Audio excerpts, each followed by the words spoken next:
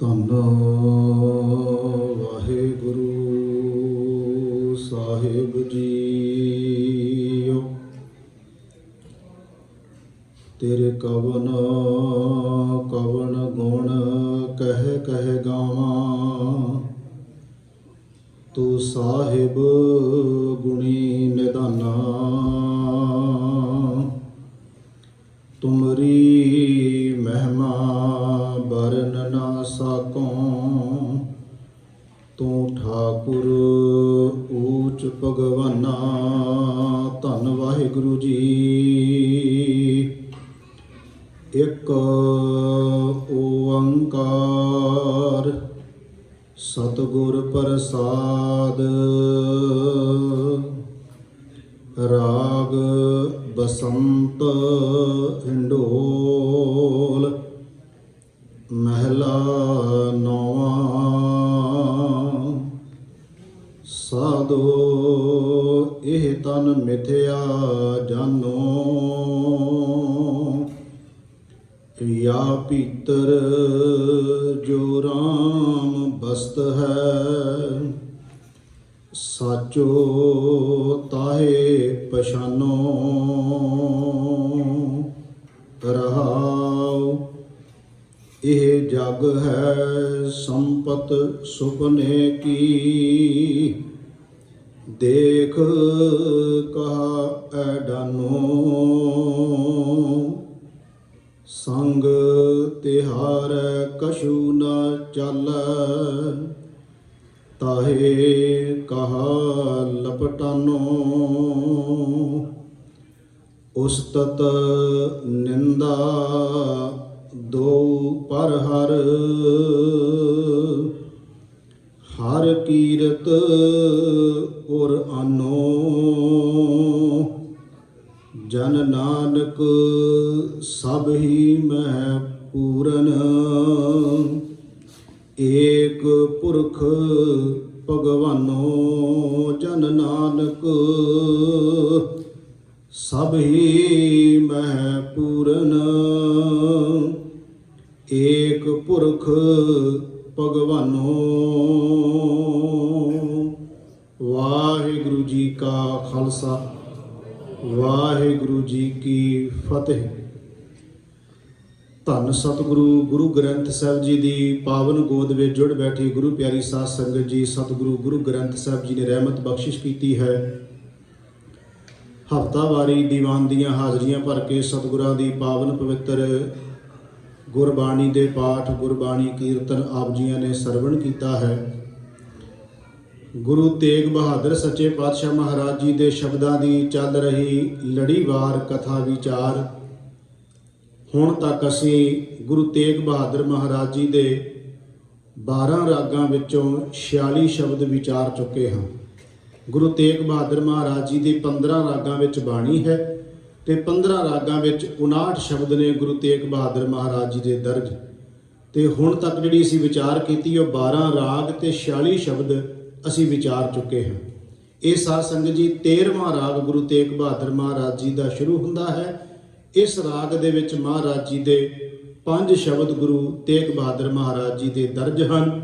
ਪਹਿਲਾ ਸ਼ਬਦ ਆਪ ਜੀ ਨੇ ਸਰਵਣ ਕੀਤਾ, ਜੋ ਸਕਰੀਨ ਦੇ ਉੱਪਰ ਆਪ ਜੀ ਦੇਖ ਰਹੇ ਹੋ। ਸਤਿਗੁਰੂ ਜਿਵੇਂ ਮਤ ਬੁੱਧ ਸੋਝੀ ਬਖਸ਼ਿਸ਼ ਕਰਨਗੇ, ਸ਼ਬਦ ਦੀ ਵਿਚਾਰ ਕਰਾਂਗੇ। ਕਰੋ ਕਿਰਪਾ ਸਾਰੇ ਮਾਈ ਭਾਈ, ਜਿਤਨੇ ਵੀ ਆਪਾਂ ਗੁਰੂ ਚਰਨਾਂ 'ਚ ਬੈਠੇ ਹਾਂ, ਮਨ ਦੇ ਟਿਕਾਓ ਇਕਾਗਰਤਾ ਦੇ ਲਈ ਸਾਰੇ ਮਿਲ ਕੇ ਉਚਾਰਨ ਕਰੀਏ ਜੀ। ਸਤਨਾਮ ਸ਼੍ਰੀ ਵਾਹਿਗੁਰੂ ਜੀ। ਕਰੋ ਸਾਰੇ ਕਿਰਪਾ। ਸਤਨਾਮ। ਸਤਿਗੁਰੂ ਗੁਰੂ ਤੇਗ ਬਹਾਦਰ ਸੱਚੇ ਪਾਤਸ਼ਾਹ ਮਹਾਰਾਜ ਜੀ ਬਖਸ਼ਿਸ਼ ਕਰ ਰਹੇ ਨੇ। ਸਾਧ ਸੰਗਤ ਆਪ ਜੀ ਨੂੰ ਪਤਾ ਕਿ ਸਤਿਗੁਰੂ ਦੀ ਬਾਣੀ ਅੰਦਰ ਜਦੋਂ ਵੀ ਕੋਈ ਨਵੇਂ ਰਾਗ ਦੀ ਆਰੰਭਤਾ ਹੁੰਦੀ ਹੈ ਜਾਂ ਨਵੇਂ ਸਰਲੇਖ ਹੇਠ ਬਾਣੀ ਦਰਜ ਹੁੰਦੀ ਹੈ ਜਾਂ ਕਿਸੇ ਗੁਰੂ ਸਾਹਿਬਾਨ ਜਾਂ ਭਗਤ ਸਾਹਿਬਾਨ ਦੀ ਬਾਣੀ ਦਰਜ ਹੁੰਦੀ ਹੈ ਤੇ ਇੱਕ ਮੰਗਲ ਛੋਟੇ ਰੂਪ ਦੇ ਵਿੱਚ ਜ਼ਰੂਰ ਆਏਗਾ। ਇਹ ਹੈ ਇੱਕ ਓੰਕਾਰ ਸਤਿਗੁਰ ਪ੍ਰਸਾਦ। ਇਹ ਗੁਰੂ ਗ੍ਰੰਥ ਸਾਹਿਬ ਜੀ ਦੇ ਵਿੱਚ ਤਕਰੀਬਨ 524 ਵਾਰ ਇਹ ਸ਼ਬਦ ਦਰਜ ਹੈ। ਇਹ ਜਿਹੜਾ ਮੰਗਲ ਹੈ, ਗੁਰੂ ਗ੍ਰੰਥ ਸਾਹਿਬ ਜੀ ਦੇ ਵਿੱਚ।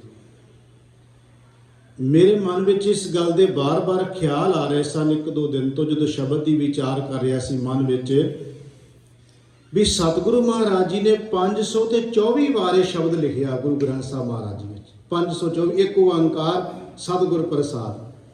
ਸਿਰਫ ਜੇ ਆਪਣੀ ਬਿਰਤੀ ਨਾਲ 2 ਮਿੰਟ ਸੋਚੀਏ ਤੇ ਇੱਕ ਜਿਹੜਾ ਸ਼ਬਦ ਹੈ ਇੱਕ ਵਾਰਾਂ ਵੀ ਕਹਿਣ ਨਾਲ ਤਾਂ ਗੱਲ ਤਾਂ ਉਹੀ ਹੈ ਵੀ ਇੱਕ ਵਾਰਾਂ ਵੀ ਕਹਿ ਦਿੰਦੇ ਮਹਾਰਾਜ। ਇਸ ਸ਼ਬਦ ਨੂੰ ਇੰਨੀ ਵਾਰ ਦੀ ਵਰਤੋਂ ਕਿਉਂ ਕੀਤੀ ਮਹਾਰਾਜ ਨੇ? 524 ਵਾਰ। ਫਿਰ ਮਹਾਰਾਜ ਨੇ ਹਰ ਸ਼ਬਦ ਦੀ ਆਰੰਭਤਾ ਦੇ ਵੇਲੇ ਇਹਦਾ ਦਰਜ ਕਿਉਂ ਕੀਤਾ? ਮਹਾਰਾਜ ਨੇ ਭਗਤ ਸਾਹਿਬਾਨਾਂ ਦੀ ਜਾਂ ਗੁਰੂ ਸਾਹਿਬਾਨਾਂ ਦੀ ਬਾਣੀ ਜਾਂ ਨਵੇਂ ਸਿਰਲੇਖ ਹੇਠ ਬਾਣੀ ਜਦੋਂ ਦਰਜ ਕਰਨ ਲੱਗਿਆ, ਇਹ ਮੰਗਲ ਜਿਹੜਾ ਹੈ ਇਹ ਤਾਂ ਨਹੀਂ ਚਲੋ ਕਹਿ ਸਕਦੇ ਵੀ ਕਿਉਂ ਲਿਖਿਆ, ਸਿਰਫ ਆਪਣੇ ਵਾਸਤੇ ਸਮਝਣ ਵਾਸਤੇ ਮੈਂ ਕਹਿ ਰਿਹਾ ਕਿ ਜਦੋਂ ਇਸ ਨੂੰ ਅਸੀਂ ਥੋੜਾ ਜਿਹਾ ਬਾਰੀਕੀ ਨਾਲ ਵਿਚਾਰਦੇ ਹਾਂ ਵੀ ਮਹਾਰਾਜ ਨੇ ਇਸ ਸ਼ਬਦ ਨੂੰ ਬਾਰ-ਬਾਰ ਜੇ ਦਰਜ ਕੀਤਾ, ਕੋਈ ਤਾਂ ਕਾਰਨ ਹੋਏਗਾ ਹੀ ਨਾ।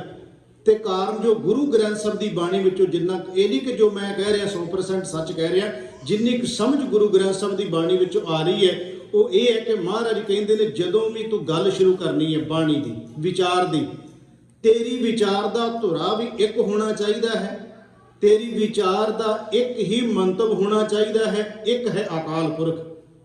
ਜਦੋਂ ਗੁਰੂ ਗ੍ਰੰਥ ਸਾਹਿਬ ਦੀ ਵੇਖੋ ਸ਼ੁਰੂਆਤ ਹੀ ਮਹਾਰਾਜ ਨੇ ਇੱਕ ਤੋਂ ਕੀਤੀ ਹੈ, ਜਿਹਦੀ ਗੁਰੂ ਗ੍ਰੰਥ ਸਾਹਿਬ ਦਾ ਪਾਠ ਕਰਦੇ ਸਭ ਤੋਂ ਪਹਿਲਾਂ ਇੱਕ ਓੰਕਾਰ ਤੋਂ ਹੀ ਗੱਲ ਸ਼ੁਰੂ ਹੁੰਦੀ ਹੈ, ਬਾਕੀ ਤਾਂ ਸਾਰੀ ਉਹਦੀ ਵਿਆਖਿਆ ਹੈ। ਮੈਂ ਇਹ ਸਮਝਦਾ ਕਿ ਮਹਾਰਾਜ ਕਹਿੰਦੇ ਨੇ ਜੋ ਤੂੰ ਵਿਚਾਰ ਕਰਨ ਜਾ ਰਿਹਾ, ਵਿਚਾਰ ਦਾ ਧੁਰਾ ਭਾਵੇਂ ਕਿਸੇ ਵੀ ਗੁਰੂ ਸਾਹਿਬਾਨ ਜਾਂ ਭਗਤ ਸਾਹਿਬਾਨ ਦੀ ਬਾਣੀ ਹੋਵੇ, ਉਹਦਾ ਧੁਰਾ ਜਿਹੜਾ ਹੋਵੇ ਕੇਵਲ ਇੱਕ ਪਰਮਾਤਮਾ ਅਕਾਲ ਪੁਰਖ ਹੀ ਵਾਹਿਗੁਰੂ ਹੋਵੇ। ਕਿਉਂਕਿ ਕਈ ਵਾਰ ਕੀ ਹੁੰਦਾ ਹੈ, ਭਗਤਾਂ ਦੇ ਸ਼ਬਦਾਂ ਦੇ ਵਿੱਚ ਮਿਥਿਹਾਸਕ ਹਵਾਲੇ ਦਿੱਤੇ ਗਏ ਨੇ। ਗੁਰੂ ਮਹਾਰਾਜ ਗੁਰੂ ਤੇਗ ਬਹਾਦਰ ਮਹਾਰਾਜ ਨੇ ਮਿਥਿਹਾਸਕ ਹਵਾਲੇ ਕਈ ਦਿੱਤੇ ਨੇ, ਆਪਾਂ ਵਿਚਾਰ ਕਰ ਚੁੱਕੇ ਹਾਂ। ਪਹਿਲਿਆਂ ਸ਼ਬਦਾਂ 'ਚ ਅਜਾਮਲ ਦੀ ਗੱਲ, ਗਨਕਾ ਦੀ ਗੱਲ, ਜਾਂ ਇਸ ਤਰ੍ਹਾਂ ਦ੍ਰੋਪਦੀ ਦੀ ਗੱਲ, ਕਈਆਂ ਦੀਆਂ ਗੱਲਾਂ ਆਉਂਦੀਆਂ ਨੇ, ਗਜ ਹਾਥੀ ਦੀ ਗੱਲ ਆਉਂਦੀ। ਮਹਾਰਾਜ ਕਹਿੰਦੇ ਕਿਤੇ ਤੂੰ ਇੱਧਰ ਉੱਧਰ ਥੜਕ ਨਾ ਜਾਵੇਂ ਸ਼ਬਦ ਨੂੰ ਸਮਝਣ ਲਈ, ਇਸ ਕਰਕੇ ਤੇਰੇ ਸਾਹਮਣੇ ਇੱਕ ਓੰਕਾਰ ਹੋਣਾ ਚਾਹੀਦਾ ਜਦੋਂ ਤੂੰ ਵਿਚਾਰ ਦੀ ਆਰੰਭਤਾ ਕਰਨੀ ਹੈ। ਜੋ ਮੈਂ ਸਮਝਿਆ ਗੁਰੂ ਗ੍ਰੰਥ ਸਾਹਿਬ ਦਾ ਇਹ ਲਿਖਣ ਦਾ ਭਾਵ ਅਸਲ ਵਿੱਚ ਇਹ ਹੈ, ਮਹਾਰਾਜ ਕਿਰਪਾ ਕਰ ਰਹੇ ਨੇ, ਇੱਕ ਓੰਕਾਰ ਸਤਿਗੁਰ ਪ੍ਰਸਾਦ। ਪਰਮਾਤਮਾ ਇੱਕ ਸਰਬ ਵਿਆਪਕ ਹੈ ਤੇ ਸਤਿਗੁਰੂ ਦੀ ਕਿਰਪਾ ਦੁਆਰਾ ਉਸ ਦੀ ਸੋਝੀ ਪੈਂਦੀ ਹੈ, ਸਮਝ ਆਉਂਦੀ ਹੈ, ਉਹਦੇ ਨਾਲ ਜਾਣ ਪਛਾਣ ਬਣਦੀ ਹੈ। ਅੱਗੇ ਮਹਾਰਾਜ ਕਿਰਪਾ ਕਰਦੇ ਨੇ, ਰਾਗ ਬਸੰਤ ਹਿੰਡੋਲ ਮਹਿਲਾ ਨੌਵਾਂ। ਰਾਗ ਦਾ ਨਾਂ ਕੀ ਹੈ? ਬਸੰਤ ਰਾਗ। ਹਿੰਡੋਲ ਸ਼ਬਦ ਜਿਹੜਾ ਵਿੱਚ ਆਇਆ ਹੈ, ਇਹਨੂੰ 2 ਰਾਗਾਂ ਵਿੱਚ ਸ਼ਬਦ ਨੂੰ ਗਾਇਆ ਜਾ ਸਕਦਾ, ਇਹਨੂੰ ਕਹਿੰਦੇ ਮਿਸ਼ਰਤ ਰਾਗ। ਇਹ ਕੀਰਤਨੀ ਅਸਿਲਿਆਂ ਦੇ ਨਾਲ ਸੰਬੰਧਿਤ ਹੈ। ਜਿਵੇਂ ਗੁਰੂ ਗ੍ਰੰਥ ਸਾਹਿਬ ਦੀ ਬਾਣੀ ਵਿੱਚ ਆਉਂਦਾ ਗੌੜੀ ਗਵਾਰੀ, ਗੌੜੀ ਰਾਗ ਦਾ ਨਾਂ ਹੈ, ਉਹਦੇ ਨਾਲ ਗਵਾਰੀ ਦੋਵਾਂ ਦਾ ਮਿਲਾਪ ਹੋ ਜਾਂਦਾ ਹੈ। ਗੌੜੀ ਚੇਤੀ, ਗੌੜੀ ਬੈਰਾਗਣ, ਇਹ ਸ਼ਬਦ ਵੀ ਆਉਂਦੇ ਨੇ ਗੁਰੂ ਗ੍ਰੰਥ। ਇਹਦਾ ਮਤਲਬ ਇਹ ਹੋ ਜਾਂਦਾ ਹੈ ਕਿ ਜਿਹੜਾ ਸ਼ਬਦ ਹੈ, ਇਸ ਸ਼ਬਦ ਨੂੰ ਮਿਸ਼ਰਤ ਰਾਗ ਦੋਵਾਂ ਰਾਗਾਂ ਵਿੱਚ ਮਿਲ ਕੇ ਗਾਇਆ ਜਾ ਸਕਦਾ। ਬਸੰਤ ਹਿੰਡੋਲ ਰਾਗ ਵਿੱਚ ਇਹ ਸ਼ਬਦ ਨੂੰ ਗਾਇਣ ਦੀ ਹਦਾਇਤ ਹੈ, ਗਾਇਆ ਜਾ ਸਕਦਾ। ਅੱਗੇ ਮਹਾਰਾਜ ਦਾ ਗੁਰੂ ਤੇਗ ਬਹਾਦਰ ਜੀ ਦਾ ਇਹ ਸ਼ਬਦ ਉਚਾਰਨ ਹੈ ਕਿ ਮਹਿਲਾ ਨੌਵਾਂ ਤੋਂ ਭਾਵ ਗੁਰੂ ਤੇਗ ਬਹਾਦਰ ਮਹਾਰਾਜ ਜੀ ਦੇ ਉਚਾਰਨ ਕਰਤਾ ਨੇ। ਹੁਣ ਸਤਿਗੁਰੂ ਕਿਰਪਾ ਕਰ ਰਹੇ ਨੇ, ਅੱਗੇ ਬਖਸ਼ਿਸ਼ ਕਰ ਰਹੇ ਨੇ, ਸਾਧੋ ਇਹ ਤਨ ਮਿਥਿਆ ਜਾਨੋ। ਪਹਿਲੀਆਂ ਤੁਕਾਂ ਨੇ ਇਹੀ ਰਹਾਉ ਵਾਲੀਆਂ ਨੇ, ਸਾਧੋ ਇਹ ਤਨ ਮਿਥਿਆ ਜਾਨੋ ਯਾ ਭੀਤਰ ਜੋ ਰਾਮ ਬਸਤ ਹੈ, ਮਾਰੇ ਕਹਿੰਦੇ ਸਾਚੋ ਤਾਹੇ ਪਛਾਨੋ। ਇਹਦੇ ਅਰਥ ਇਹ ਬਣ ਗਿਆ, ਸਾਧੂ ਦਾ ਮਤਲਬ ਹੋ ਗਿਆ, ਇਹ ਭਲੇ ਪੁਰਸ਼ੋ, ਹੇ ਸਤਸੰਗੀ ਜਨੋ, ਹੇ ਰੱਬ ਦੇ ਪਿਆਰਿਓ, ਹੇ ਜੀਵ। ਗੁਰੂ ਤੇਗ ਬਹਾਦਰ ਮਹਾਰਾਜ ਜੀ ਕਹਿੰਦੇ ਨੇ, ਸਾਧੂ ਇਹ ਤਨ, ਤਨ ਮੈਨੇ ਹੋ ਗਿਆ ਸਰੀਰ, ਮਿਥਿਆ, ਮਿਥਿਆ ਦਾ ਮਤਲਬ ਹੁੰਦਾ ਨਾਸ਼ਵੰਤ। ਮਿਥਿਆ ਸੀ ਉਸ ਚੀਜ਼ ਨੂੰ ਕਹਿੰਦੇ ਆ ਜੋ ਸਦੀਵੀ ਨਹੀਂ ਹੈ। ਮਿਥਿਆ ਦਾ ਮਤਲਬ ਹੁੰਦਾ ਝੂਠ, ਮਿਥਿਆ ਦਾ ਮਤਲਬ ਹੁੰਦਾ ਨਾਸ਼ਵੰਤ, ਮਿਥਿਆ ਦਾ ਮਤਲਬ ਹੁੰਦਾ ਜੋ ਦਿਸਦਾ ਉਹਨੇ ਕੱਲ ਨੂੰ ਸਾਡੇ ਸਾਹਮਣੇ ਨਹੀਂ ਹੋਣਾ। ਮਹਾਰਾਜ ਕਹਿੰਦੇ ਸਾਧੋ ਇਹ ਤਨ, ਇਹ ਜਿਹੜਾ ਸਰੀਰ ਹੈ, ਮਿਥਿਆ ਜਾਨੋ, ਇਹਨੂੰ ਮਿਥਿਆ ਜਾਣ, ਨਾਸ਼ਵੰਤ ਜਾਣ। ਹੁਣ ਬੜੀ ਕਮਾਲ ਤੁਸੀਂ ਦੇਖੋ ਸ਼ਬਦ ਅੰਦਰ ਮਹਾਰਾਜ ਕਹਿੰਦੇ ਤਨ ਮਿਥਿਆ ਹੈ, ਪਰ ਜਿਹੜਾ ਤਨ ਨੂੰ ਚਲਾਉਣ ਵਾਲਾ ਉਹ ਮਿਥਿਆ ਨਹੀਂ। ਮਹਾਰਾਜ ਨੇ ਕਹਿ ਦਿੱਤਾ ਨਾਲ, ਉਹਨੂੰ ਚਲਾਉਣ ਵਾਲਾ ਮਿਥਿਆ ਨਹੀਂ। ਇਹਦਾ ਮਤਲਬ ਵੀ ਤਨ ਖਤਮ ਹੋ ਗਿਆ ਤੇ ਜਿਹੜਾ ਅੰਦਰ ਵਸਦਾ ਰੱਬ ਹੈ ਉਹ ਵੀ ਨਾਲ ਹੀ ਮਰ ਗਿਆ। ਮਹਾਰਾਜ ਕਹਿੰਦੇ ਨਹੀਂ, ਸਾਧੋ ਇਹ ਤਨ ਮਿਥਿਆ ਜਾਨੋ ਜਾਂ ਭੀਤਰ, ਭੀਤਰ ਮੈਨੇ ਅੰਦਰ ਹਿਰਦਾ, ਜਿਸ ਹਿਰਦੇ ਵਿੱਚ ਜਾਂ ਭੀਤਰ ਜੋ ਰਾਮ ਬਸਤ ਹੈ, ਜਿਹੜਾ ਰੱਬ ਵਾਹਿਗੁਰੂ ਪਰਮਾਤਮਾ ਸਭ ਦੇ ਅੰਦਰ ਵਸਦਾ ਹੈ। ਮਹਾਰਾਜ ਕਹਿੰਦੇ ਸਾਚੋ ਤਾਹੇ ਪਛਾਨੋ। ਮਹਾਰਾਜ ਕਹਿੰਦੇ ਉਹ ਸੱਚ ਹੈ, ਉਹ ਸਦੀਵੀ ਹੈ।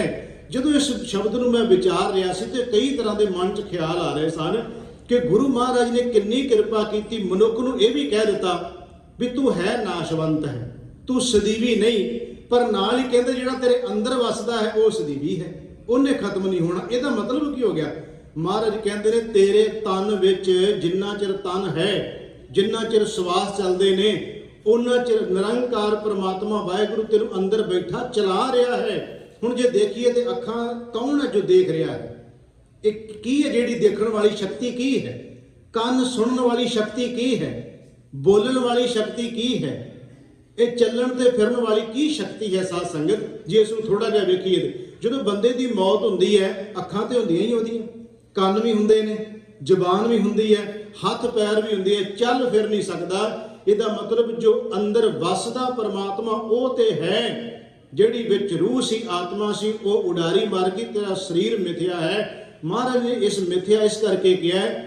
ਮਹਾਰਾਜ ਗੁਰੂ ਤੇਗ ਬਹਾਦਰ ਸੱਚੇ ਪਾਤਸ਼ਾਹ ਕਹਿੰਦੇ ਜੇ ਇਸ ਨੂੰ ਮਿਥਿਆ ਕਰਕੇ, ਪਹਿਲੀ ਗੱਲ ਤੇ ਜਾਣਨਾ ਕੀ ਹੈ ਹੀ ਮਿਥਿਆ ਵੀ ਜਦੋਂ ਸਾਨੂੰ ਸਭ ਨੂੰ ਪਤਾ ਜੋ ਉਪਜਿਓ ਸੋ ਬਿਨਸ ਹੈ ਪਰੋ ਆਜ ਕੈ ਕਾਲ ਮਾਰ ਕੇ, ਅੱਜ ਤੇ ਕੱਲ ਇਹ ਬਿਨਸ ਜਾਣ ਵਾਲੀ ਚੀਜ਼ ਹੈ। ਹੁਣ ਜਦੋਂ ਅਸੀਂ ਸ਼ਬਦ ਨੂੰ ਵਿਚਾਰਾਂਗੇ ਕਈਆਂ ਦੇ ਮਨਾਂ 'ਚ ਖਿਆਲ ਆ ਜਾਏਗਾ ਕਿ ਗੁਰੂ ਤੇਗ ਬਹਾਦਰ ਮਹਾਰਾਜ ਜੀ ਇਹ ਬਹੁਤ ਗੱਲ ਕਰਦੇ ਨੇ, ਮਰਨ ਦੀ ਗੱਲ ਬਹੁਤ ਕੀਤੀ ਮਹਾਰਾਜ ਨੇ ਸ਼ਬਦਾਂ ਵਿੱਚ। ਗੁਰੂ ਤੇਗ ਬਹਾਦਰ ਜੀ ਦੇ ਸ਼ਬਦਾਂ ਵਿੱਚ ਨਿਰਾਸ਼ਤਾ ਨਹੀਂ ਜੇ, ਇਹ ਬੇਨਤੀ ਸਮਝਿਓ। ਸਾਨੂੰ ਇਉਂ ਲੱਗਦਾ ਜਦੋਂ ਮੌਤ ਦੀ ਗੱਲ ਹੁੰਦੀ ਜਿਵੇਂ ਨਿਰਾਸ਼ਤਾ, ਨਹੀਂ, ਮੌਤ ਦੀ ਗੱਲ ਕਰ ਹੀ ਚੜ੍ਹਦੀ ਕਲਾ ਵਾਲਾ ਸਕਦਾ, ਨਿਰਾਸ਼ਤਾ ਵਾਲੀ ਤੇ ਗੱਲ ਹੀ ਨਹੀਂ ਕੋਈ। ਹੁਣ ਤੁਸੀਂ ਇਹ ਸ਼ਬਦ ਪੜੋ, ਕਬੀਰ ਮੋਏ ਮਰਨੇ ਕਾ ਚਾਓ ਹੈ, ਚੜ੍ਹਦੀ ਕਲਾ ਵਾਲਾ ਹੀ ਕਹਿ ਸਕਦਾ ਨਾ। ਮਰੋ ਤਾਂ ਹਰ ਕੈ ਦੁਆਰ, ਮਤ ਹਰ ਪੁੱਛੇ ਕੌਣ ਹੈ ਪਰਾ ਹਮਾਰਾ ਬਾਰ। ਗੁਰੂ ਨਾਨਕ ਸਾਹਿਬ ਮਹਾਰਾਜ ਕਹਿੰਦੇ ਜੋ ਤੋ ਪ੍ਰੇਮ ਖਿਲਣ ਕਾ ਚਾਓ, ਸਿਰ ਧਰ ਤਲੀ ਗਲੀ ਮੇਰੀ। ਉਹ ਗੱਲ ਤਾਂ ਮੌਤ ਦੀ ਹੈ ਨਾ, ਉੱਥੇ ਵੀ ਹੋ ਰਹੀ। ਇਹ ਤਾਂ ਮਾਰਗ ਪੈਰ ਧਰੀਜੈ ਸਿਰ ਦੀਜੈ ਕਾਨ ਨਾ ਕੀਜੈ। ਮਹਾਰਾਜ ਦੀ ਬਾਣੀ ਇਹ ਵੀ ਤਾਂ ਮੌਤ ਹੀ ਹੈ ਨਾ ਕਿ ਮਨਸਾ ਸੂਰਿਆ ਮਰਨਾ ਹੱਕ ਹੈ, ਜੇ ਹੋਏ ਮਰਨ ਪਰਵਾਨ। ਮਨਸ ਸੂਰਿਆ ਮਰਨਾ ਹੱਕ ਹੈ। हे ਭਾਈ ਸੂਰਮਿਆਂ ਦਾ ਕੰਮ ਹੈ ਮੈਦਾਨੇ ਜੰਗ ਵਿੱਚ ਮਰ ਜਾਣਾ, ਹੈ ਤਾਂ ਗੱਲ ਉੱਥੇ ਵੀ ਮੌਤ ਦੀ ਹੈ ਨਾ। ਮੇਰਾ ਕਹਿਣ ਤੋਂ ਭਾਵ ਸਾਧ ਸੰਗਤ ਮੌਤ ਦੀ ਗੱਲ ਸੁਣ ਕੇ ਢਹਿੰਦੀ ਕਲਾ ਨਹੀਂ, ਚੜ੍ਹਦੀ ਕਲਾ ਦੀ ਗੱਲ ਹੀ ਮੌਤ ਦੀ ਉਹ ਕਰ ਸਕਦਾ ਹੈ ਜਿਹਨੂੰ ਇਹ ਪਤਾ ਲੱਗ ਜਾਏ ਵੀ ਤਨ ਮਿਥਿਆ ਹੈ। ਦੂਜੀ ਗੱਲ, ਮਹਾਰਾਜ ਕਿਉਂ ਬਾਰ-ਬਾਰ ਮੌਤ ਸਾਨੂੰ ਚੇਤੇ ਕਰਾਉਂਦੇ ਨੇ? ਮਹਾਰਾਜ ਕਹਿੰਦੇ ਜਿਹਨੂੰ ਮੌਤ ਚੇਤੇ ਹੋਏਗੀ ਉਹਨੂੰ ਸੰਸਾਰ ਤੇ ਇਸ ਗੱਲ ਦਾ ਖਿਆਲ ਰਹੇਗਾ ਕਿ ਮੈਂ ਆਇਆ ਕਿਉਂ ਹੈ, ਮੇਰਾ ਕੰਮ ਹੈ ਪਰਉਪਕਾਰ ਕਰਨਾ, ਭਲਾ ਕਰਨਾ, ਦਇਆ ਕਰਨੀ, ਧਰਮ ਕਮਾਉਣਾ, ਸੱਚ ਨਾਲ ਜੁੜਨਾ। ਇਹ ਉਹਦੇ ਕਰਮ ਹੋਣਗੇ ਜਦੋਂ ਉਹਨੂੰ ਇਹ ਪਤਾ ਚੱਲ ਜਾਏਗਾ। ਇੱਕ ਮਹਾਤਮਾ ਦੇ ਕੋਲੇ ਇੱਕ ਨੌਜਵਾਨ, ਸਿਰਫ ਸਮਝਣ ਵਾਸਤੇ ਮੈਂ ਬੇਨਤੀ ਕਰਨ ਲੱਗਿਆ, ਉਹ ਮਹਾਤਮਾ ਦੇ ਕੋਲ ਇੱਕ ਨੌਜਵਾਨ, ਉਹ ਰੋਜ਼ ਕਹਿੰਦਾ ਸੀ ਜੀ ਇਹ ਕਿੱਦਾਂ ਹੋ ਸਕਦਾ ਵੀ ਕਦੇ ਬੰਦੇ ਨੇ ਜ਼ਿੰਦਗੀ 'ਚ ਕੋਈ ਬੁਰਾ ਸੋਚਿਆ ਨਾ ਹੋਵੇ, ਬੁਰਾ ਕੀਤਾ ਨਾ ਹੋਵੇ, ਮਾੜਾ ਸੋਚਿਆ ਤੇ ਮਾੜਾ ਕੀਤਾ ਨਾ ਹੋਵੇ, ਮਾੜੇ ਕਰਮ ਨਾ ਕੀਤੇ ਹੋ, ਇਹ ਕਿਵੇਂ ਹੋ ਸਕਦਾ? ਨਹੀਂ ਹੋ ਸਕਦਾ। ਉਹ ਕਹਿੰਦਾ, ਉਹ ਮਹਾਤਮਾ ਨੂੰ ਰੋਜ਼ ਹੀ ਸਵਾਲ ਕਰਦਾ ਸੀ। ਉਹਨਾਂ ਨੇ ਜਵਾਬ ਉਦੋਂ ਤਾਂ ਨਹੀਂ ਦਿੱਤਾ, ਪਰ ਦਿਨ ਲੰਘਦੇ ਗਏ। ਇੱਕ ਦਿਨ ਉਸ ਮਹਾਤਮਾ ਨੇ ਕਿਹਾ ਉਸ ਨੌਜਵਾਨ ਨੂੰ, ਕਹਿੰਦੇ ਵੀ ਅੱਜ ਰਾਤ ਕੁਟੀਆ 'ਚ ਰਹਿਣਾ, ਭਾਵ ਕਿ ਸਾਡੇ ਕੋਲੇ ਰਹਿਣਾ, ਨਾਲੇ ਤੇਰੇ ਸਵਾਲ ਦਾ ਜਵਾਬ ਦੇ ਦੇਵਾਂਗੇ ਕੱਲ ਨੂੰ। ਉਹ ਕਹਿੰਦਾ ਜੀ ਕੋਈ ਗੱਲ ਨਹੀਂ, ਜੇ ਮੇਰੇ ਸਵਾਲ ਦਾ ਜਵਾਬ ਮਿਲ ਜਾਏ ਮੈਂ ਇੱਕ ਦਿਨ ਰਹਿਣ ਨੂੰ ਤਿਆਰ ਹਾਂ। ਉਹ ਮਹਾਤਮਾ ਨੇ ਉਸ ਨੌਜਵਾਨ ਨੂੰ ਆਪਣੇ ਕੋਲ ਰੱਖਿਆ। ਕਹਿੰਦੇ ਵੀ ਰਾਤ ਤੂੰ ਸੌਣਾ, ਜਿੱਥੇ ਮੈਂ ਸਵਾਉਣਾ ਤੂੰ ਉੱਥੇ ਹੀ ਸੌਣਾ, ਉੱਥੇ ਹੀ ਆਰਾਮ ਕਰਨਾ। ਦਿਨੇ ਉੱਠੇਗਾ ਤੇ ਆਪਾਂ ਗੱਲਬਾਤ ਕਰਾਂਗੇ, ਜਿਹੜਾ ਤੂੰ ਸਵਾਲ ਕੀਤਾ ਉਹਦੀ ਵਿਚਾਰ ਕੱਲ ਨੂੰ ਦਿਨੇ ਆਪਾਂ ਕਰਾਂਗੇ। ਕਹਿੰਦਾ ਜੀ ਠੀਕ ਹੈ। ਉਸ ਮਹਾਤਮਾ ਨੇ ਇੱਕ ਇਸ ਤਰ੍ਹਾਂ ਦਾ ਕਹਿ ਲਓ ਕਿ ਕਮਰਾ, ਜਿਹਦੇ ਵਿੱਚ ਸਿਰਫ ਇੱਕ ਬੈੱਡ ਲੱਗਾ ਹੋਇਆ, ਮੰਜਾ ਲੱਗਾ, ਜਿਹਦੇ ਤੇ ਬੰਦਾ ਸਿਰਫ ਲੰਮਾ ਪੈ ਸਕਦਾ, ਸੌਂ ਸਕਦਾ ਹੈ, ਇੰਨਾ ਕੁ ਬਿਲਕੁਲ ਥੋੜਾ ਜਿਹਾ ਕਮਰਾ ਛੋਟਾ ਜਿਹਾ ਬਣਾਇਆ। ਉਹਦੇ ਵਿੱਚ ਉਹ ਨੌਜਵਾਨ ਨੂੰ ਕਿਹਾ ਵੀ ਤੂੰ ਇੱਥੇ ਆਰਾਮ ਕਰਨਾ। ਉਹਦੇ ਲਾਗੇ ਕਈ ਤਰ੍ਹਾਂ ਦੇ ਪਦਾਰਥ ਰੱਖ ਦਿੱਤੇ, 36 ਪ੍ਰਕਾਰ ਦੇ ਭੋਜਨ ਰੱਖ ਦਿੱਤੇ, ਤਰ੍ਹਾਂ ਦੇ ਨਾਵਲ ਰੱਖ ਦਿੱਤੇ, ਤਰ੍ਹਾਂ ਦਾ ਉਹਦੇ ਕੋਲੇ ਪਕਵਾਨ ਰੱਖ ਦਿੱਤਾ, ਕਈ ਬਹੁਤ ਕੁਝ ਸਾਜੋ ਸਮਾਨ ਉਸ ਕਮਰੇ 'ਚ ਰੱਖ ਦਿੱਤਾ। ਤੇ ਉਸ ਕਮਰੇ ਵਿੱਚ ਇੱਕ ਤਲਵਾਰ ਬੜੀ ਭਾਰੀ, ਜਿਹੜੀ ਕੱਚੀਆਂ ਤੰਦਾਂ ਨਾਲ ਬੰਨ੍ਹ ਕੇ ਉੱਪਰ ਲਟਕਾ ਦਿੱਤੀ ਸੀ। ਜਦੋਂ ਉਸ ਨੌਜਵਾਨ ਨੂੰ ਕਿਹਾ ਵੀ ਤੂੰ ਇਸ ਕਮਰੇ 'ਚ ਆਰਾਮ ਕਰਨਾ, ਮਹਾਤਮਾ ਕਹਿੰਦੇ ਮੈਂ ਚਾਬੀ ਬਾਹਰੋਂ ਨੂੰ ਲੌਕ ਕਰ ਦੇਣਾ, ਸਵੇਰੇ ਮੈਂ ਆਪ ਹੀ ਖੋਲਾਂਗਾ। ਹੁਣ ਉਹ ਨੌਜਵਾਨ ਜਦੋਂ ਲੰਮਾ ਪੈ ਗਿਆ, ਉਹਨੇ ਦੇਖਿਆ ਮੇਰੇ ਘੇਰੇ ਤਾਂ ਬਹੁਤ ਕੁਝ ਪਿਆ, ਖਾਣ ਪੀਣ ਵਾਲੀਆਂ ਚੀਜ਼ਾਂ ਪਈਆਂ ਨੇ, ਨਾਟਕ ਚੇਟਕ ਵਾਲੇ ਕਈ ਨਾਵਲ ਪਏ ਨੇ, ਬਹੁਤ ਕੁਝ ਪਿਆ ਮੇਰੇ ਨੇੜੇ। ਉਸ ਨੌਜਵਾਨ ਨੇ ਜਦੋਂ ਲੰਮਾ ਪਿਆ ਤੇ ਨਿਗਾਹ ਉੱਪਰ ਨੂੰ ਜਦੋਂ ਛੱਤ ਵੱਲ ਨੂੰ ਗਈ, ਸਭ ਕੁਝ ਭੁੱਲ ਗਿਆ, ਕਿਉਂਕਿ ਉੱਤੇ ਇੱਕ ਤਲਵਾਰ ਲਟਕਦੀ ਸੀ ਜਿਹੜੀਆਂ ਕੱਚੀਆਂ ਤੰਦਾਂ ਨਾਲ ਬੱਧੀ ਸੀ। ਮਨ 'ਚ ਤੇ ਇਹ ਸੋਚਦਾ ਵੀ ਇਸ ਮਹਾਤਮਾ ਨੇ ਮੈਨੂੰ ਐਵੇਂ ਹੀ ਮਾਰਨਾ ਸੀ, ਆਇਆ ਤੇ ਸਵਾਲ ਦਾ ਜਵਾਬ ਲੈਣ ਵਾਸਤੇ ਇਹ ਕੀ ਤਰੀਕਾ ਹੋਇਆ ਕਿ ਉੱਤੇ ਤਲਵਾਰ ਬੰਨ੍ਹ ਦਿੱਤੀ, ਬਾਹਰੋਂ ਜਿੰਦਰਾ ਵੀ ਲਾ ਦਿੱਤਾ ਦਰਵਾਜ਼ੇ ਨੂੰ, ਵੀ ਬਾਹਰ ਜਾ ਵੀ ਨਹੀਂ ਸਕਦਾ। ਇੱਧਰ ਉੱਧਰ ਮੈਂ ਕਮਰੇ ਚੋਂ ਪਾਸੇ ਹੋ ਨਹੀਂ ਸਕਦਾ ਕਿਉਂਕਿ ਬਣਾਇਆ ਹੀ ਇੰਨਾ ਛੋਟਾ ਕਮਰਾ, ਇੱਧਰ ਉੱਧਰ ਵੀ ਨਹੀਂ, ਨੁੱਕਰ 'ਚ ਵੀ ਲੱਗਾਂਗਾ ਤਾਂ ਵੀ ਉੱਤੇ ਆਣ ਕੇ ਡਿੱਗੇਗੀ। ਐਂ ਕਹਿ ਲਓ ਕਿ ਕਹਾਣੀ ਲੰਬੇਰੀ ਹੈ, ਮੈਂ ਜ਼ਿਆਦਾ ਵਿਸਥਾਰ ਨਾ ਕਰਾਂ। ਗੱਲ ਸਿਰਫ ਇਹ, ਸਾਰੀ ਰਾਤ ਉਹਦੀ ਕਿੱਦਾਂ ਲੰਘੀ ਹੋਏਗੀ ਜਿਹੜਾ ਤੁਸੀਂ ਅੰਦਾਜ਼ਾ ਲਾ ਕੇ ਦੇਖੋ। ਉਹਨੇ ਕੋਈ ਚੀਜ਼ ਲਾਗੇ ਪਈ ਖਾਧੀ ਨਹੀਂ, ਕੁਝ ਵੀ ਨੇੜੇ ਪਿਆ ਹੋਇਆ ਪੜਿਆ ਨਹੀਂ। ਇੱਕੋ ਗੱਲ ਦਿਮਾਗ 'ਚ ਤੁਰੀ ਆਉਂਦੀ ਹੈ ਵੀ ਇਹ ਤਲਵਾਰ ਹੁਣ ਵੀ ਡਿੱਗੀ, ਹੁਣ ਵੀ ਡਿੱਗੀ, ਹੁਣ ਵੀ ਡਿੱਗੀ। ਤਲਵਾਰ ਤਾਂ ਨਹੀਂ ਸਾਰੀ ਰਾਤ ਡਿੱਗੀ, ਪਰ ਇਹਦੀ ਰਾਤ ਬੜੀ ਔਖੀ ਨਿਕਲੀ। ਦਿਨ ਚੜ੍ਹਿਆ, ਮਹਾਤਮਾ ਨੇ ਦਰਵਾਜ਼ਾ ਖੋਲ੍ਹਿਆ, ਇਹ ਇੱਕਦਮ ਉਹਨਾਂ ਦੇ ਪੈਰਾਂ 'ਚ ਡਿੱਗ ਪਿਆ ਤੇ ਨਾਲੇ ਕਹਿੰਦਾ ਜੀ ਜੇ ਮਾਰਨਾ ਹੀ ਸੀ ਤੇ ਇਹ ਕਿਹੜਾ ਤਰੀਕਾ ਹੈ? ਉਹ ਕਹਿੰਦੇ ਮਾਰਨ ਦਾ ਮੈਂ ਤਾਂ ਤੈਨੂੰ ਕੁਝ ਨਹੀਂ ਕਿਹਾ, ਕੀ ਹੋਇਆ ਤੈਨੂੰ? ਕਹਿਣ ਲੱਗੇ ਜਿਹੜੀ ਉੱਤੇ ਤਲਵਾਰ ਲਟਕਾ ਦਿੱਤੀ ਸੀ ਕੱਚੀਆਂ ਤੰਦਾਂ ਦੇ ਨਾਲ, ਇਹ ਤਾਂ ਰੱਬ ਦਾ ਸ਼ੁਕਰ ਹੈ, ਪਤਾ ਨਹੀਂ ਕਿਹੜਾ ਕਰਮ ਚੰਗਾ ਮੇਰਾ ਕੋਈ ਅੱਗੇ ਆ ਗਿਆ, ਉਹ ਡਿੱਗੀ ਨਹੀਂ ਥੱਲੇ। ਮੈਂ ਤਾਂ ਇਹੀ ਸੋਚਦਾ ਰਿਹਾ ਵੀ ਹੁਣ ਵੀ ਡਿੱਗ ਪਈ, ਹੁਣ ਵੀ ਡਿੱਗ ਪਈ। ਜੇ ਉਹ ਡਿੱਗ ਪੈਂਦੀ ਇੰਨੀ ਭਾਰੀ ਤਲਵਾਰ ਸੀ ਮੈਂ ਬਚਣਾ ਨਹੀਂ ਸੀ। ਉਹ ਕਹਿੰਦੇ ਚਲੋ ਬਾਕੀ ਦੀਆਂ ਗੱਲਾਂ ਸਾਰੀਆਂ ਬਾਅਦ 'ਚ, ਤੂੰ ਇਹ ਦੱਸ ਵੀ ਸਾਰੀ ਰਾਤ ਤੂੰ ਸੋਚਿਆ ਕੀ ਹੈ? ਇਹ ਦੱਸ ਸਾਰੀ ਰਾਤ ਤੂੰ ਖਾਧਾ ਕੀ ਹੈ? ਸਾਰੀ ਰਾਤ ਤੇਰੇ ਅੰਦਰ ਫੁਰਨੇ ਕੀ ਚੱਲਦੇ ਰਹੇ, ਮੈਨੂੰ ਉਹ ਦੱਸ। ਕਹਿੰਦਾ ਜੀ ਕੋਈ ਫੁਰਨਾ ਨਹੀਂ ਚੱਲਿਆ ਸਾਰੀ ਰਾਤ, ਕੁਝ ਖਾਣ ਨੂੰ ਨਹੀਂ ਜੀ ਕੀਤਾ, ਕੁਝ ਪੜਨ ਨੂੰ ਜੀ ਨਹੀਂ ਕੀਤਾ, ਕੁਝ ਵੀ ਨਹੀਂ। ਸਾਰੀ ਰਾਤ ਬਸ ਇੱਕੋ ਹੀ ਗੱਲ ਸੋਚਦਾ ਰਿਹਾ, ਰੱਬਾ ਹੁਣ ਵੀ ਬਚਾਲਾ, ਹੁਣ ਵੀ ਬਚਾਲਾ, ਕਦੋਂ ਦਿਨ ਚੜ੍ਹੇਗਾ, ਦਰਵਾਜ਼ਾ ਖੁੱਲੇਗਾ, ਇਸ ਤਲਵਾਰ ਤੋਂ ਬਚਾਂਗਾ। ਕਹਿੰਦੇ ਤੂੰ ਕਹਿੰਦਾ ਸੀ ਵੀ ਕਿੱਦਾਂ ਹੋ ਸਕਦਾ ਹੈ ਕਿਸੇ ਬੰਦੇ ਨੇ ਆਪਣੇ ਜੀਵਨ ਵਿੱਚ ਕੋਈ ਬੁਰਾ ਕਰਮ ਕੀਤਾ ਨਾ ਹੋਵੇ, ਸੋਚਿਆ ਨਾ ਹੋਵੇ। ਕਹਿਣ ਲੱਗੇ ਤੂੰ ਸਿਰਫ ਇੱਕ ਰਾਤ ਇਸ ਤਲਵਾਰ ਵੱਲੇ ਵੇਖ ਕੇ ਸਾਰੀ ਰਾਤ ਤੇਰੇ ਸਾਰੇ ਦੇ ਸਾਰੇ ਫੁਰਨੇ ਰੁਕ ਗਏ।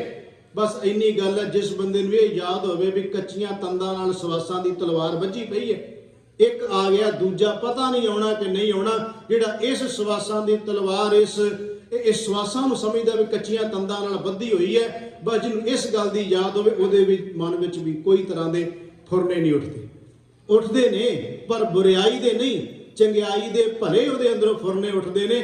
ਬਸ ਤੈਨੂੰ ਸਮਝਾਉਣ ਵਾਸਤੇ ਇਹ ਥੋੜਾ ਜਿਹਾ ਜੁਗਤੀ ਲੜਾਈ ਸੀ। ਤਲਵਾਰ ਤੈਨੂੰ ਮਾਰਨ ਵਾਸਤੇ ਨਹੀਂ ਸੀ ਬਣਾਈ, ਸਿਰਫ ਕਿਉਂਕਿ ਜੇ ਮੈਂ ਤੈਨੂੰ ਫਲਸਫੀਆਂ ਘੋਟ ਕੇ ਸਮਝਾਉਂਦਾ ਕਈ ਵਾਰ ਨਹੀਂ ਬੰਦੇ ਨੂੰ ਸਮਝ ਲੱਗਦੀ, ਕਈ ਵਾਰ ਸੌਖੀ ਜੀ ਗੱਲ ਨਾਲ ਬੰਦੇ ਨੂੰ ਸਮਝ ਪੈ ਜਾਂਦੀ ਹੈ। ਕਹਿੰਦੇ ਤੈਨੂੰ ਸਿਰਫ ਸਮਝਾਉਣ ਦਾ ਇਹ ਤਰੀਕਾ ਸੀ, ਜਿਵੇਂ ਤੂੰ ਸਾਰੀ ਰਾਤ ਤਲਵਾਰ ਤੋਂ ਡਰਦਾ ਰਿਹਾ ਤੇ ਬੁਰਾ ਚਿਤਨਵਾ ਤੇ ਕੀ ਸੀ, ਸੋਚਿਆ ਵੀ ਨਹੀਂ, ਫੁਰਨਾ ਵੀ ਨਹੀਂ ਉੱਠਿਆ ਬੁਰਾ। ਜਿਹਨੂੰ ਇਹ ਯਾਦ ਹੋਵੇ ਕਿ ਤਨ ਮਿਥਿਆ ਸੰਸਾਰ ਤੋਂ ਚਲੇ ਜਾਣਾ, ਉਹਦੀ ਜ਼ਿੰਦਗੀ ਵਿੱਚ ਵੀ ਇਸ ਤਰ੍ਹਾਂ ਦੇ ਫੁਰਨੇ ਕਦੀ ਉੱਠਦੇ ਨਹੀਂ, ਕਿਉਂਕਿ ਉਹਨੂੰ ਪਤਾ ਕਿ ਪ੍ਰਭੂ ਦੀ ਹਜ਼ੂਰੀ ਵਿੱਚ ਜਾ ਕੇ ਮੈਂ ਕਿਹੜਾ ਮੁੱਖ ਲੈ ਕੇ ਜਾਣਾ, ਉਹ ਉਜਲਾ ਲੈ ਕੇ ਜਾਣਾ। ਖੈਰ ਸਤਿਗੁਰੂ ਗੁਰੂ ਤੇਗ ਬਹਾਦਰ ਮਹਾਰਾਜ ਜੀ ਕਿਰਪਾ ਕਰ ਰਹੇ ਨੇ। ਸਾਧੋ ਇਹ ਤਨ ਮਿਥਿਆ ਜਾਣੋ, ਹੇ ਭਾਈ ਭਲੇ ਪੁਰਸ਼ੋ ਰੱਬ ਦੇ ਪਿਆਰਿਓ, ਇਸ ਤਨ ਨੂੰ ਮਿਥਿਆ ਕਰਕੇ ਜਾਣ ਲਓ ਤੇ ਜਿਹੜਾ ਸਦੀਵੀ ਹੈ ਉਹਦੇ ਨਾਲ ਆਪਣੀ ਸਾਂਝ ਪਾ ਲਓ। ਉਹ ਹੈ ਯਾ ਭੀਤਰ ਜੋ ਰਾਮ ਬਸਤ ਹੈ, ਜੋ ਰੱਬ ਪਰਮਾਤਮਾ ਵਾਹਿਗੁਰੂ ਅੰਦਰ ਵਸਦਾ ਹੈ। ਮਹਾਰਾਜ ਕਹਿੰਦੇ ਸਾਚੋ ਤਾਹੇ ਪਛਾਨੋ। ਪਛਾਨੋ ਦਾ ਮਤਲਬ ਹੁੰਦਾ ਸਾਂਝ ਪਾਉਣੀ, ਪਛਾਨੋ ਦਾ ਮਤਲਬ ਹੁੰਦਾ ਉਹਦੇ ਨਾਲ ਜਾਣ ਪਛਾਣ ਕਰਨੀ, ਪਰਮਾਤਮਾ ਵਾਹਿਗੁਰੂ ਪਰਮੇਸ਼ਰ ਦੇ ਗੁਣਾਂ ਨੂੰ ਜ਼ਿੰਦਗੀ ਵਿੱਚ ਕਮਾਉਣਾ, ਇਹ ਹੈ ਪਛਾਨੋ। ਅੱਗੇ ਮਹਾਰਾਜ ਕਿਰਪਾ ਕਰਦੇ ਨੇ, ਇਹ ਜੱਗ ਹੈ ਸੰਪਤ ਸੁਪਨੇ ਕੀ। ਪਹਿਲਾ ਬੰਦ ਹੈ, ਪਹਿਲਾਂ ਸਿਰਹਾਵ ਵਾਲੀ ਤੁਕ ਵਿਚਾਰੀ, ਹੁਣ ਮਹਾਰਾਜ ਪਹਿਲੇ ਬੰਦ ਵਿੱਚ ਕਿਰਪਾ ਕਰਦੇ ਨੇ। ਮਹਾਰਾਜ ਕਹਿੰਦੇ ਨੇ ਕਿ ਇਹ ਜੱਗ ਹੈ ਸੰਪਤ ਸੁਪਨੇ ਕੀ। ਇਹ ਜਗਤ ਕੀ ਹੈ? ਸੰਪਤ ਦਾ ਮਤਲਬ ਹੋ ਗਿਆ ਧਨ ਦੌਲਤ ਪਦਾਰਥ। ਮਹਾਰਾਜ ਇੱਥੇ ਉਦਾਹਰਨ ਦਿੰਦੇ ਨੇ, ਜਿਵੇਂ ਕਿਸੇ ਬੰਦੇ ਨੂੰ ਰਾਤ ਨੂੰ ਸੁੱਤਿਆਂ ਹੋਇਆਂ ਇੱਕ ਸੁਪਨਾ ਆਉਂਦਾ ਹੈ। ਸੁਪਨਾ ਕੀ ਹੈ? ਉਸ ਬੰਦੇ ਦੇ ਕੋਲ ਇੰਨਾ ਧਨ, ਇੰਨਾ ਪਦਾਰਥ, ਇੰਨੀ ਦੌਲਤ ਹੈ, ਉਹ ਵੇਖ ਵੇਖ ਕੇ ਬੜਾ ਖੁਸ਼ ਹੈ, ਪਰ ਹੈ ਸੁਪਨੇ 'ਚ। ਸੁਪਨੇ ਵਿੱਚ ਉਹ ਬਹੁਤ ਅਮੀਰ ਬਣ ਗਿਆ। ਉਹ ਸੁਪਨਾ ਨੂੰ ਆਇਆ, ਬੱਲੇ ਬੱਲੇ ਮੇਰੇ ਘੇਰੇ ਘੇਰੇ ਇੰਨੀਆਂ ਗੱਡੀਆਂ, ਐਡਾ ਵੱਡਾ ਮੇਰਾ ਬੰਗਲਾ, ਆ ਜਿੱਧਰ ਵੀ ਮੈਂ ਨਿਗਾਹ ਮਾਰਦਾ ਧਨ ਹੀ ਧਨ, ਪਦਾਰਥ ਤੇ ਪਦਾਰਥ, ਇੰਨੀ ਮਾਇਆ। ਇਹ ਸਾਰਾ ਕੁਝ ਸੁਪਨੇ 'ਚ ਵੇਖ ਰਿਹਾ ਹੈ। ਜਦੋਂ ਅੱਖ ਖੁੱਲੀ ਤੇ ਜਿੱਦਾਂ ਦਾ ਸੀ ਉਦਾਂ ਦਾ ਹੀ ਹੈ, ਉਹੀ ਘਰ, ਉਸੇ ਤਰ੍ਹਾਂ ਦਾ ਰਹਿਣ ਸਹਿਣ।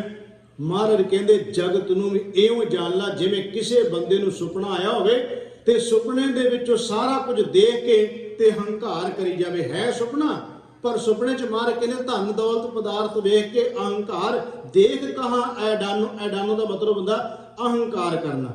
ਮਹਾਰਾਜ ਕਹਿੰਦੇ ਉਹਦਾ ਹੰਕਾਰ ਕਾਹਦਾ, ਜਿਹੜਾ ਸੁਪਨੇ 'ਚ ਚੀਜ਼ਾਂ ਸੀ ਉਹ ਤੇ ਹੈ ਹੀ ਤੇਰੀਆਂ ਨਹੀਂ। ਇੱਕ ਸ਼ਬਦ ਹੈ ਭਗਤ ਰਵਿਦਾਸ ਜੀ ਦਾ, ਉਹ ਕਹਿੰਦੇ ਨਰਪਤ ਏਕ ਸਿੰਘਾਸਨ ਸੋਇਆ।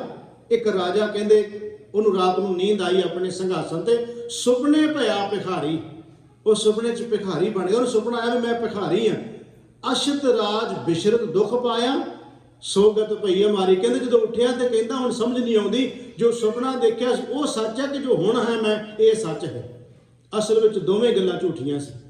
ਸੁਪਨਾ ਵੀ ਝੂਠਾ ਹੈ ਤੇ ਜੋ ਕੁਝ ਉਹ ਵੇਖ ਰਿਹਾ ਇਸ ਵਿੱਚ ਉਹ ਵੀ ਝੂਠਾ ਹੈ, ਉਹ ਨਾਸ਼ਵੰਤ ਹੈ। ਇੱਥੇ ਮਹਾਰਾਜ ਕਹਿੰਦੇ ਇਹ ਜੱਗ ਹੈ ਸੰਪਤ ਸੁਪਨੇ ਕੀ ਦੇਖ ਕਹਾ ਐ ਡਾਨੋ। हे ਬੰਦਿਆ ਕਾਹਦਾ ਅਹੰਕਾਰ ਕਰਦਾ ਹੈ, ਸੰਗ ਤਿਹਾਰੈ ਕਛੂ ਨਾ ਚਾਲੈ। ਸੰਗ ਤਿਹਾਰੇ ਦਾ ਮਤਲਬ ਤੇਰੇ ਨਾਲ, ਕਛੂ ਨਾ ਚਾਲੈ ਕੁਝ ਵੀ ਨਹੀਂ ਚੱਲੇਗਾ। ਤਾਹੇ ਕਹਾ ਲਪਟਾਨੋ। ਲਪਟਾਨੋ ਦਾ ਮਤਲਬ ਹੁੰਦਾ ਜਿਵੇਂ ਆਪਾਂ ਕਹਿੰਦੇ ਵੀ ਬੰਦਾ ਫਲਾਨਾ ਤੇ ਚਿੰਬੜਿਆ ਹੀ ਪਿਆ ਇਸ ਚੀਜ਼ ਦੇ ਨਾਲ। ਲਪਟਾਨੋ ਦੇ ਅਰਥ ਇਹ ਨੇ, ਆਪਾਂ ਕਹਿੰਦੇ ਉਹ ਤੇ ਚਿੰਬੜਿਆ ਹੀ ਪਿਆ। ਮਹਾਰਾਜ ਕਹਿੰਦੇ ਜਿਸ ਚੀਜ਼ ਦੇ ਨਾਲ, ਇਸ ਪਦਾਰਥਾਂ ਨਾਲ ਤੂੰ ਚਿੰਬੜਿਆ ਪਿਆ ਹੈ, ਤਾਹੇ ਕਹਾ ਲਪਟਾਨੋ ਸੰਗ ਤਿਹਾਰ ਹੈ। ਤੇਰੇ ਨਾਲ ਇਹਨਾਂ ਵਿੱਚ ਦੱਸ ਕਿਹੜੀ ਚੀਜ਼ ਨਾਲ ਜਾਵੇਗੀ ਜਿਹਦੇ ਨਾਲ ਤੂੰ ਚਿੰਬੜਿਆ ਪਿਆ ਹੈ। ਮਹਾਰਾਜ ਤੀਸਰੇ ਬੰਦ ਵਿੱਚ ਕਿਰਪਾ ਕਰਦੇ ਨੇ, ਉਸਤਤ ਨਿੰਦਾ ਦੋ ਪਰ ਹਰ। ਇਦਾਂ ਹੀ ਹੈ ਜੀ ਸ਼ਬਦ, ਉਸਤਤ ਨਿੰਦਾ ਦੋ ਪਰ ਹਰ, ਦੋਨੋਂ ਉਸਤਤ ਤੇ ਨਿੰਦਾ। ਪਰ ਹਰ ਦਾ ਮਤਲਬ ਹੁੰਦਾ ਤਿਆਗ ਦਿਓ। ਮਹਾਰਾਜ ਕਹਿੰਦੇ ਛੱਡ ਦੇ ਦੋਨੋਂ ਚੀਜ਼ਾਂ ਹੀ, ਉਸਤਤ ਤੇ ਨਿੰਦਾ ਦੋਨੋਂ ਚੀਜ਼ਾਂ ਛੱਡ ਦਿਓ।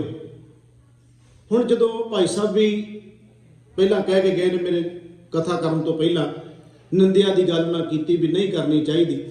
ਸਾਧ ਸੰਗਤ ਇਹ ਬੜਾ ਵੱਡਾ ਔਗਣ ਜੀ, ਪਰ ਜਿੰਨਾ ਚਸਕਾ, ਜਿੰਨਾ ਰਸ, ਜਿੰਨਾ ਸਵਾਦ ਇਹਦੇ ਵਿੱਚ ਹੈ ਨਾ, ਇੰਨਾ ਕਿਸੇ ਹੋਰ ਚੀਜ਼ 'ਚ ਸਵਾਦ ਨਹੀਂ ਜੀ ਆਉਂਦਾ।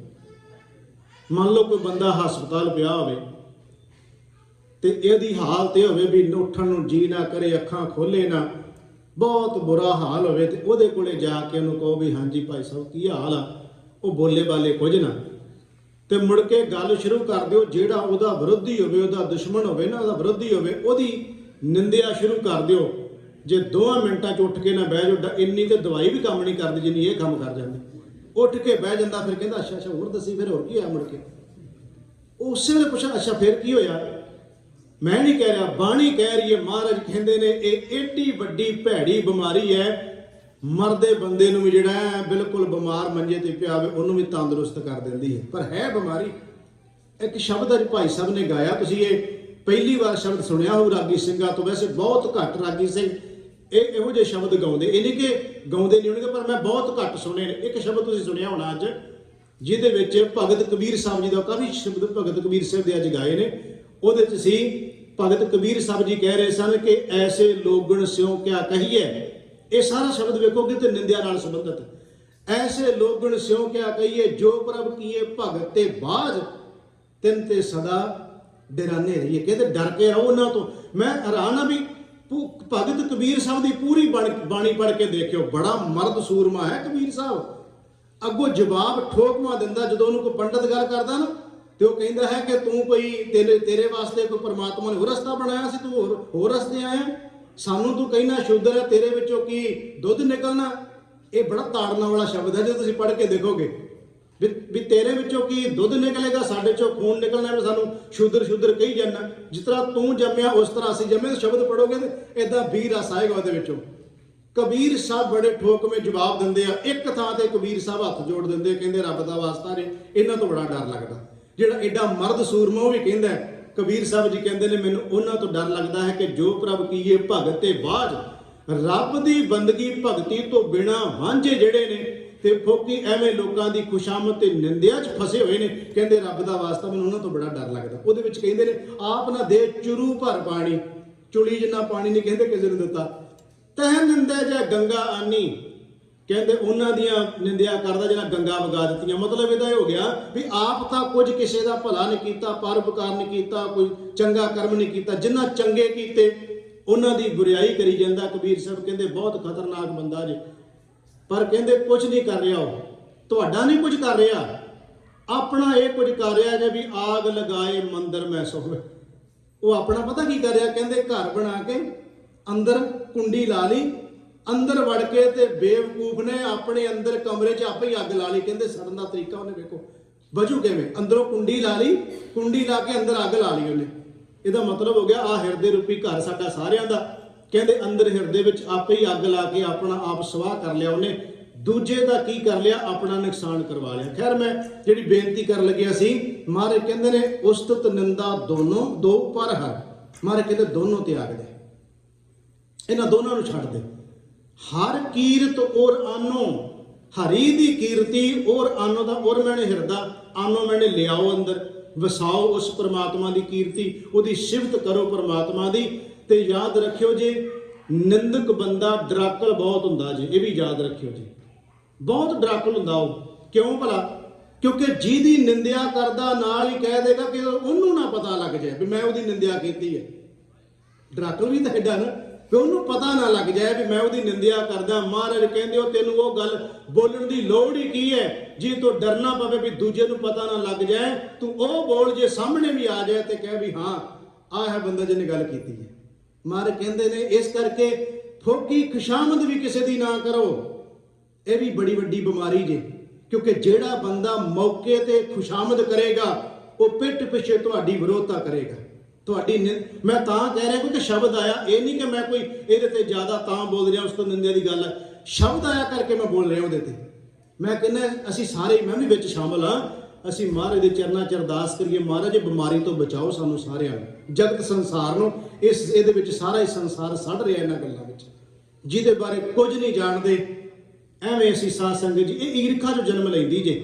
ਇਹਦੇ ਤੇ ਜੇ ਬੋਲਣਾ ਹੋਵੇ ਤੇ ਬਹੁਤ ਸਮਾਂ ਚਾਹੀਦਾ ਹੈ। ਕਿਸੇ ਦਿਨ ਕੋਈ ਸ਼ਬਦ ਫਿਰ ਕਿਤੇ ਆਇਆ ਤੇ ਮੈਂ ਇਹਦੇ ਤੇ ਹੀ ਪੂਰਾ ਟਾਈਮ ਲਾ ਦਿਆਂਗਾ ਵੀ ਉਸਤਤ ਨਿੰਦਾ ਹੁੰਦੀ ਕੀ ਹੈ ਤੇ ਗੁਰੂ ਗ੍ਰੰਥ ਸਾਹਿਬ ਦੀ ਬਾਣੀ ਵਿੱਚ ਉਹਦੇ ਬਾਰੇ ਕਿੰਨਾ ਕੁਝ ਕਿਹਾ ਗਿਆ। ਕਿਉਂਕਿ ਹੁਣ ਸਮਾਂ ਥੋੜਾ ਰਹਿ ਗਿਆ, ਇਸ ਕਰਕੇ ਮੈਂ ਜ਼ਿਆਦਾ ਨਹੀਂ। ਇੱਥੇ ਮਹਾਰਾਜ ਕਹਿੰਦੇ ਦੋਨੋਂ ਚੀਜ਼ੋਂ ਤਿਆਗ ਦਿਓ। ਗੁਰੂ ਤੇਗ ਬਹਾਦਰ ਜੀ ਤੇ ਬਹੁਤ ਸ਼ਬਦੇ ਵਰਤਦੇ ਨੇ। ਮਹਾਰਾਜ ਕਹਿੰਦੇ ਉਸਤਤ ਨਿੰਦਾ ਦੋ ਤਿਆਗੈ, ਖੋਜੈ ਪਦ ਨਿਰਵਾਣਾ। ਪਰ ਨਾਲ ਹੀ ਕਹਤਾ ਜਨ ਨਾਨਕੇ ਖੇਲ ਕਠਿਨ ਹੈ। ਮਹਾਰਾਜ ਕਹਿੰਦੇ ਗੱਲ ਔਖੀ ਹੈ ਨਾ, ਫਿਰ ਗੁਰਮੁਖ ਕਿਹਨੂੰ ਸਮਝਿਆ ਜਦੋਂ ਗੱਲ ਹੀ ਔਖੀ ਹੈ। ਇੱਥੇ ਮਹਾਰਾਜ ਕਹਿੰਦੇ ਉਸਤਤ ਨਿੰਦਾ ਦੋ ਪਰ ਹਰ, ਕੀ ਕਰੀਏ ਇਹਨੂੰ ਛੱਡ ਕੇ? ਹਰ ਕੀਰਤ, ਹਰੀ ਦੀ ਕੀਰਤੀ ਔਰ ਆਨੋ, ਔਰ ਹਿਰਦਾ ਹੋ ਗਿਆ ਆਨੋ ਮੈਨੇ ਲਿਆਓ, ਪਰਮਾਤਮਾ ਦਾ ਨਾਮ ਹਿਰਦੇ 'ਚ ਵਸਾਓ। ਗੁਰੂ ਤੇਗ ਬਹਾਦਰ ਸੱਚੇ ਪਾਤਸ਼ਾਹ ਮਹਾਰਾਜ ਜੀ ਕਿਰਪਾ ਕਰੇ ਨੇ ਕਿ ਉਸਤਤ ਨਿੰਦਾ ਦੋ ਪਰ ਹਰ, ਹਰ ਕੀਰਤ ਔਰ ਆਨੋ, ਜਨ ਨਾਨਕ ਸਭ ਹੀ ਮਹਿ ਪੂਰਨ। ਮੈਂ ਸਕਰੀਨ ਤੇ ਦੇਖਿਆ ਜਦੋਂ ਸ਼ਬਦ ਨੂੰ ਵਿਚਾਰ ਕਰਨ ਤੋਂ ਪਹਿਲਾਂ ਮੇਰਾ ਧਿਆਨ ਪੈ ਗਿਆ ਵੀ ਸ਼ਬਦ ਕਈ ਵਾਰ ਜਿਹੜਾ ਪਿੱਛੇ ਸਕਰੀਨ ਤੇ ਚੱਲਦਾ ਹੁੰਦਾ ਉਹਦੇ ਵਿੱਚ ਕਈ ਗਲਤੀਆਂ ਨੇ। ਕਿਉਂਕਿ ਇਹ ਐਪ ਦੇ ਵਿੱਚ ਹੈ, ਇਹ ਮੋਬਾਈਲ ਦੇ ਜਾਂ ਕੰਪਿਊਟਰ ਦੇ ਵਿੱਚ ਜਿਹੜੇ ਸ਼ਬਦ ਹੁੰਦੇ ਇਹਦੇ ਵਿੱਚ ਕਈ ਗਲਤੀਆਂ। ਉੱਥੇ ਸ਼ਬਦ ਜਿਹੜਾ ਗੁਰੂ ਗ੍ਰੰਥ ਸਾਹਿਬ ਵਿੱਚ ਹੈ ਉੱਥੇ ਮੰਮੇ ਨੂੰ ਦਲਾਈਆਂ ਮੈਂ ਨਹੀਂ, ਉਹਦੇ ਵਿੱਚ ਮੰਮਾ ਤੇ ਹਾਹੇ ਨੂੰ ਸਿਹਾਰੀ ਹੈ। ਇਸ ਕਰਕੇ ਮੈਂ ਤਾਂ ਇਹ ਦੱਸਿਆ ਵੀ ਕਈ ਵਾਰ ਸੰਗਤ ਨਾ ਮਹਿਸੂਸ ਕਰ ਲੇ ਵੀ ਭਾਈ ਸਾਹਿਬ ਨੇ ਇੱਥੇ ਮੈਂ ਸ਼ਬਦ ਪੜਿਆ, ਪਿੱਛੇ ਤਾਂ ਮੈਂ ਲਿਖ। ਇਸ ਕਰਕੇ ਕਈ ਗਲਤੀਆਂ ਮੈਨੂੰ ਪਤਾ ਚੱਲਿਆ ਵੀ ਇਹ ਜਿਹੜੇ ਸ਼ਬਦ ਸਕਰੀਨ ਤੇ ਚੱਲਦੇ ਨੇ ਉਹਨਾਂ ਵਿੱਚ ਕਈ ਗਲਤੀਆਂ ਨੇ। ਇਸ ਕਰਕੇ ਉਹ ਜਿਹੜਾ ਮੈਂ ਉਚਾਰਨ ਕਰ ਰਿਹਾ ਗੁਰੂ ਗ੍ਰੰਥ ਸਾਹਿਬ ਦੀ ਬਾਣੀ 'ਚ ਜਿਹੜਾ ਸ਼ਬਦ ਹੈ, ਮਹਾਰਾਜ ਕਹਿੰਦੇ ਨੇ ਕਿ ਸ੍ਰੀ ਗੁਰੂ ਤੇਗ ਬਹਾਦਰ ਸੱਚੇ ਪਾਤਸ਼ਾਹ ਮਹਾਰਾਜ ਕਹਿੰਦੇ ਜਨ ਨਾਨਕ ਸਭ ਹੀ ਮੈਂ ਪੂਰਨ, ਸਾਰਿਆਂ ਵਿੱਚ ਪਰਮਾਤਮਾ ਪੂਰਨ ਹੈ। ਏਕ ਪੁਰਖ ਭਗਵਾਨੋ, ਇੱਕ ਪਰਮਾਤਮਾ। ਹੁਣ ਮੈਂ ਤੁਹਾਨੂੰ ਸ਼ੁਰੂ 'ਚ ਕਿਹਾ ਸੀ ਮਹਾਰਾਜ ਨੇ 524 ਵਾਰ ਜੇ ਇੱਕ ਓੰਕਾਰ ਸਤਿਗੁਰ ਪ੍ਰਸਾਦ ਲਾਇਆ। ਜਦੋਂ ਮਹਾਰਾਜ ਗੱਲ ਸ਼ੁਰੂ ਵੀ ਕਰਨਗੇ ਨਿਬੇੜਨਗੇ ਵੀ, ਨਿਬੜਦੀ ਵੀ ਜਾ ਕੇ ਇੱਕ ਦੇ ਉੱਤੇ ਹੀ। ਜਨ ਨਾਨਕ ਸਭ ਹੀ ਮੈਂ ਪੂਰਨ, ਇੱਥੇ ਵੀ ਕਹਿਤਾ ਨਾ ਏਕ ਪੁਰਖ ਭਗਵਾਨ, ਇੱਕ ਅਕਾਲ ਪੁਰਖ ਵਾਹਿਗੁਰੂ ਭਗਵਾਨ ਪਰਮੇਸ਼ਰ ਜਿਹੜਾ ਹੈ, ਜਿਹਦੇ ਬਾਰੇ ਕਹਿਤਾ ਨਾ ਕਿ ਉਹ ਅੰਦਰ ਸਭ ਦੇ ਬੈਠਾ ਹੋਇਆ ਹੈ। ਸਾਚੋ ਤਾਹੇ ਪਛਾਨੋ, ਜਿਹਨੂੰ ਕਿਹਾ ਉਹੀ ਕਹਿੰਦੇ ਭਗਵਾਨ ਹੈ, ਮਾਲਕ ਹੈ ਸਾਡਾ ਸਭ ਦਾ। ਸ੍ਰੀ ਗੁਰੂ ਤੇਗ ਬਹਾਦਰ ਸੱਚੇ ਪਾਤਸ਼ਾਹ ਜੀ ਨੇ ਕਿਰਪਾ ਕੀਤੀ। ਮਹਾਰਾਜ ਕਹਿੰਦੇ ਭਾਈ ਹਰੀ ਪਰਮਾਤਮਾ ਦੀ ਕੀਰਤੀ ਕਰੀਏ, ਉਹਦੀ ਸਿਫਤ ਸਲਾਹ ਕਰੀਏ ਤੇ ਔਗੁਣਾਂ ਤੋਂ ਬਚ ਕੇ ਰਹੀਏ। ਤਨ ਮਿਥਿਆ ਹੈ, ਇਸ ਨੂੰ ਮਿਥਿਆ ਜਾਣਾਂਗੇ ਤਾਂ ਸਾਨੂੰ ਵਾਹਿਗੁਰੂ ਪਰਮਾਤਮਾ ਪਰਮੇਸ਼ਰ ਦੀ ਕੀਰਤੀ ਵਾਲੇ ਬੰਨੇ ਸਾਡਾ ਮਨ ਲੱਗੇਗਾ। ਸਤਿਗੁਰੂ ਗੁਰੂ ਗ੍ਰੰਥ ਸਾਹਿਬ ਮਹਾਰਾਜ ਜੀ ਰਹਿਮਤ ਬਖਸ਼ਿਸ਼ ਕਰਨ। ਸ਼ਬਦ ਵਿਚਾਰ ਕਰਦਿਆਂ ਬੇਅੰਤ ਪ੍ਰਕਾਰ ਦੀਆਂ ਭੁੱਲਾਂ ਟੁੱਟਾਂ ਹੋ ਗਈਆਂ। ਸਤਿਗੁਰੂ ਜੀ ਤੇ ਸਾਧ ਸੰਗਤ ਬਖਸ਼ਣ ਯੋਗ ਹੈ। ਭੁੱਲ ਚੁੱਕ ਦੀ ਖਿਮਾ ਦਿੰਦੇ ਹੋਏ ਪਿਆਰ ਸਹਿਤ ਫਤਿਹ ਬੁਲਾਓ ਜੀ। ਵਾਹਿਗੁਰੂ ਜੀ ਕਾ ਖਾਲਸਾ, ਵਾਹਿਗੁਰੂ ਜੀ ਕੀ ਫਤਿਹ।